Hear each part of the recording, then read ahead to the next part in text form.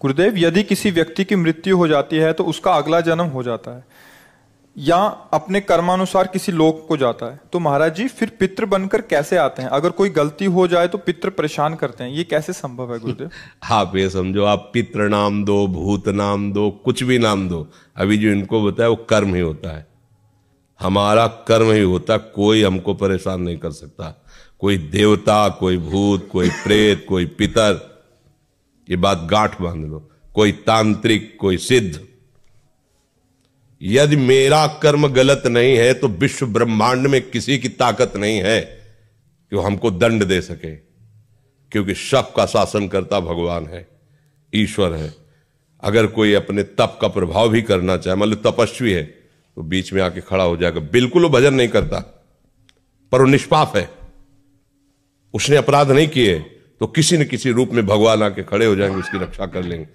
इसीलिए उनका एक नाम है ईश्वर।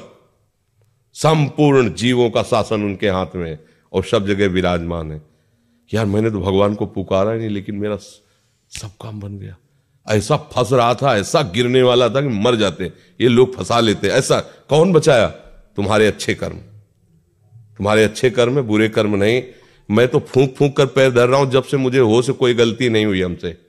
हमारी दुर्दशा लोग कर रहे हैं, हमारी दुर्दशा इससे हो रही, उससे, कोई दूसरा नहीं है।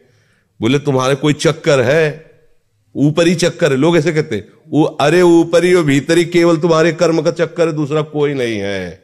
वही कर्म भूत बन करके तुम्हें सताएगा, वही कर्म पितर बन करके, वही कर्म ग्रह बन करके सताएगा, कोई नहीं सता सकता। जो पे कृष्ण चरण मन अर्पित तो कर है का नवग्रह रंग, रंग माने भिखारी। ये भिखारी नवग्रह तुम्हारा बाल बांका भी नहीं कर सकते यदि कृष्ण चरणारविंद में चित्त लगाए हो, और सब ग्रह तुम्हारे अनुकूल है और प्रभु से तुम विमुख हो, तो कोई तुम्हारी रक्षा नहीं कर सकता। तुम्हारे कर्म तुम्हें नष्ट कर देंगे। ये सिद्धांत सबकी समझ में नहीं आता है। अगर समझ में आ जाए तो भूल जाओ कि कोई पितर है, कोई भूत है, कोई प्रेत है। वही है, वही, दूसरा कोई नहीं है। वही तुम्हें दंड देने के लिए कभी भूत बन जाते हैं, कभी मृत्यु बन जाते हैं, कभी नाना प्रकार की घटनाएं बन जाते हैं।